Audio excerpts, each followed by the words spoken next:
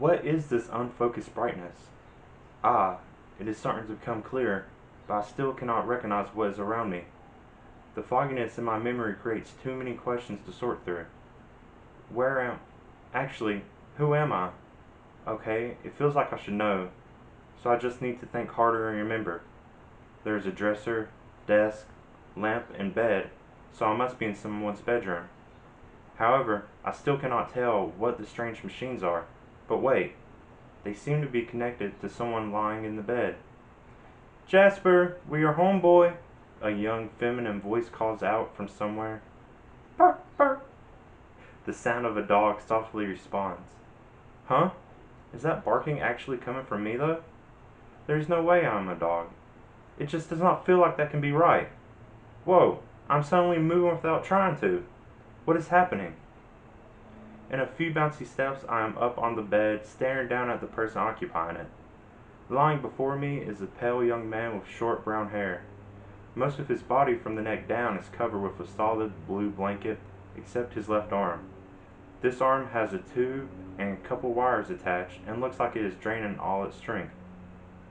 Seeing this person overwhelms me, with familiar feelings I cannot properly describe. There is an urge to reach out and open his eyelids just to look into his hiding eyes. No matter how much I will it to, however, this body I am occupying will not respond. Suddenly, another, older feminine voice yells out, "What are you doing? Get away from him, you dumb mutt!" This voice commands as a hand blocks my vision and flings me backward. A whimper not belonging to me escapes when I crash into the wall. Waves of what feel like pain rush through me, yet there is something weird about how I do not feel physically hurt. Mom, do not be mean to him. He is just worried too, the first female voice calls out. I look up to see the back of a woman wearing a black pants and suit jacket combo, with long wavy brown hair bending over the bed. A few seconds later, the back of another woman appears with the same wavy brown hair except shorter, and is wearing a long peaked skirt and white blouse.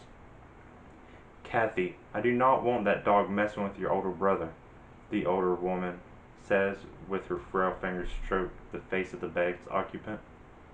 Mom, he is going to be fine, Kathy reassures her mother. He is not getting better, the mom says with a cold tone. The two women embrace each other with a hug, and I notice contradictory expressions enveloping their faces as they turn. Kathy's face wears an expression of great worry, which is completely opposite of her positive assurance. The expression on the mother's face, however, is even more confusing. Despite the apparent anguish in her voice, there almost appears to be a content smile spreading across her face. Okay, Kathy breaks the hug. I will go ahead and start preparing dinner now. Suddenly she is eye level with me and says, "Be a good boy, Jasper," before patting my head and walking out of the room. The mother begins to follow her, but she stops to throw a snide smirk towards me.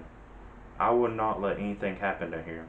Her words come out like a hiss. Terry is always going to stay with me. Huh? Terry? Hearing that name resonates with me for some reason. The mother turns on her heels and marches out of the room without another remark. Once again, I start moving back towards the man in the bed, but this time it actually feels like I may have control over the movement. Something about hearing the name Terry is drawing me to him. Before I can get to him, though, the mother steps in my way. Her leg slowly rises behind her as she grunts, "I told you to stay away from him." There is no time to react when her foot comes down with a hard, swift kick.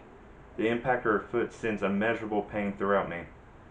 Suddenly, all I can hear is the fast whimpering of a dog and the faint sound of heels clacking away. Suddenly, my sight and hearing fades until everything is entirely dark and mute, and I am left in a state of complete isolation.